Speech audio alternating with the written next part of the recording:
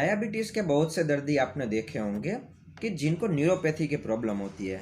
या तो उनके जो हाथ पैर के तलवे होते हैं उनमें झंझनाहट होती है, जलन होती है, या पेरिफेरल मसल्स जो होते हैं जैसे काफ मसल इत्यादि दर्द करते रहते हैं। तो उसका एक कारण होता है न्यूरोपैथी। जब भी आपके शरीर के अंदर शुगर बहुत ज़्यादा बढ़ जाता है या कंटिन्यू बढ़ा हुआ रहता है, मतलब 1-2 दिन के लिए अगर आपका शुगर 200-300 रहा तो ज़्यादा प्रॉब्लम नहीं होगी, लेकिन ज़्यादा दिनों तक 200-300 रहेगा तो क्या होगा, खून के अंदर ग्लूकोज की जो मात्रा है वो इतनी बढ़ने से आपके जो अन्य अवयव होते हैं जो प्रोटीन से बने हुए होते हैं वो ग्लूकोज को अपने अंदर खींच लेंगे, जिसके कारण वो ग्लाइकोलाइटेड हो जाएंगे, जिसे मेडिकल भाषा में ग्लाइसेशन ऑफ एवरी प्रोटीन बोलते हैं। जिसके कारण आपको एंजियोपैथी होगी, आपकी खून की जो नलियाँ होती है वो भी सिकुड़ने लगेंगी और आपकी नर्व्स इत्यादि को पोषण नहीं मिलेगा, जिसके कारण न्यूरोपैथी होती है। और दूसरा कारण है कि आप जो ग्लूकोज कंज्यूम करते हो, आपके ब्लड के अंदर जो ग्लूकोज पड़ा हुआ है वो आपकी शक्ति का स्रोत है। वो पचेगा तभी आपको उसमें से ताकत मिलेगी। तो ग्लूकोज दो तरह से पचता है, दो अलग अलग पाथवे होते हैं। पहला वाला पाथवे होता है कि जिसमें ग्लूकोज 6 फॉस्फेट में बदलता है और आगे उसकी प्रक्रिया के द्वारा एटीपी बनता है।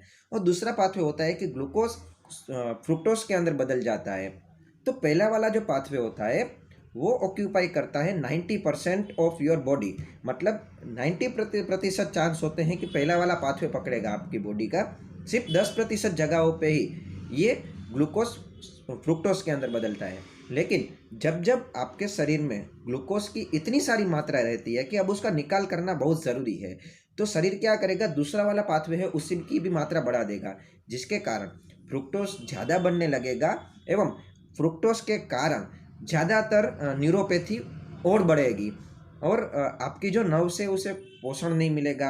आपको मेटाबॉलिक सिंड्रोम होगा, आपके जो लेंस है वो जल्दी से सूखने लगेंगे। लेंस माने आँख के अंदर जो हमारे लेंस होते हैं वो जल्दी से सूखने लगेंगे।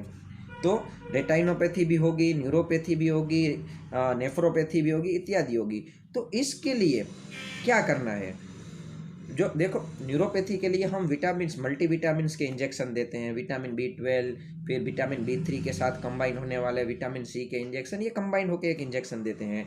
लेकिन अब दूसरी दवाइयाँ भी आने लगी हैं कि आल्डोस रिडक्टेज इनिबिटर। क्या होता है कि ग्लूकोज शुगर फ्रुक्टोज में बदलने के लिए जरूरी एंजाइम होता है आल्डोस रिडक्टेज। अगर हम उसे भी ब्लॉक कर दें तो क्या होगा, ज़्यादा शुगर पहला वाला पाथवे पकड़ेगा, दूसरा वाला पाथवे नहीं पकड़ेगा, जिसके कारण न्यूरोपैथी की जो समस्या है कम हो जाएगी।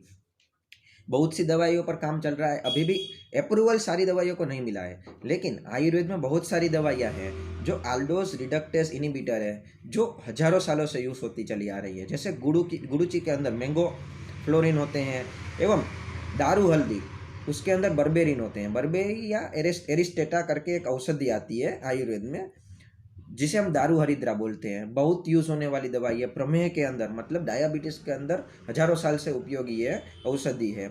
तो उसके अंदर जो बर्बेरिन होता है ये गुडुची यानी कि टिनोस्पोरिया कॉर्डिफोलिया में भी होता है, इसके अंदर भी होता है और बहुत से अन्य ड्रग्स के अंदर होता है।